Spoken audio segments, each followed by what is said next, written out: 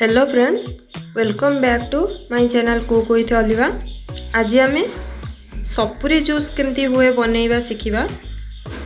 ताले चलतु तापाई आवश्यक सामग्री गुड़ी को देखि नहीं सपुरी जूस टी को स्टार्ट करिबा।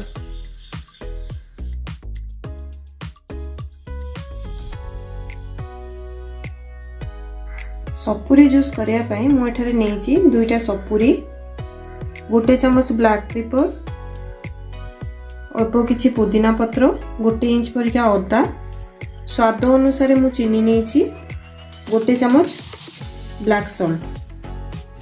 प्रथमे आमे ई सपुरी को तार आखि बाहर करी भले भाबे काटी नबा।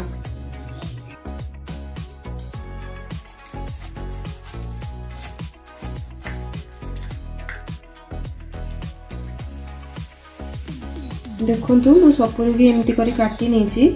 ये सपुरी रे आखि थाए जोड़ा को लागिले कुंडे हुए, मुझे भल भाव बाहर कर नहीं। आपड़ काटिला देखिकी भल भाव बाहर कर ले।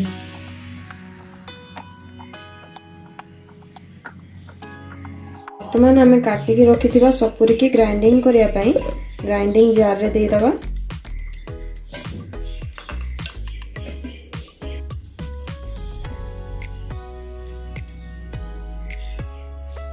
वर्तमान मु स्वाद अनुसार चीनी ऐड करनोछि। आपण चीनी कम बेसी मध्य करि परिबे।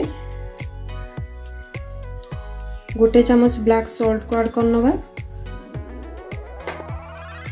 गोटे चमच ब्लैक पेपर गुंड को ऐड करनबा। गोटे इंच अदा को एमती स्लाइस करी काटी नेछि ताको मध्य दे दबा। अल्प किछि पुदीना पत्र को दे दबा। वर्तमान एथरे मु गोटे बाउल पानी दोची। जूस को आपण को हिसाब रे पतला करिया पई पानी को कम बेसी मध्य करि पारि। एबे हमें यहा को ग्राइंड करनबा। देखंतु हमर भलो भाबे ग्राइंडिंग हे जाईची। वर्तमान यहा को हमें छाणी नबा।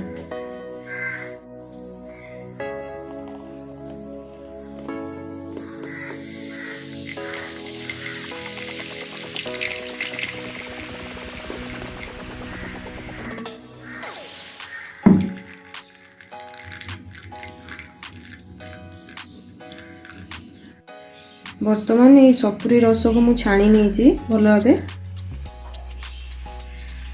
यह को एबे हमें सर्व करिया पई काचो ग्लास रे ढाली नबा।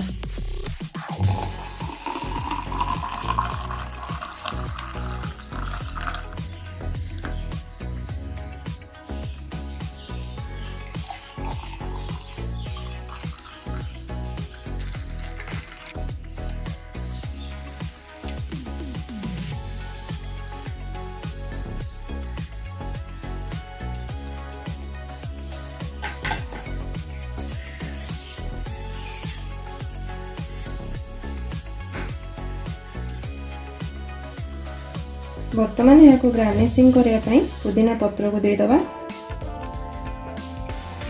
जदि हमर ये वीडियोटी आपण मानक भल लगे ताले वीडियोटी को लाइक करंतु, निजर सांगसाथी मानक सहित शेयर करंतु। आम चैनल रे एभली नुआ नुआ वीडियो देखिया पई सब्सक्राइब कर दियंतु। पुणी देखा हबो आउ एक नुआ वीडियो रे। से पर्यंत रहउची धन्यवाद।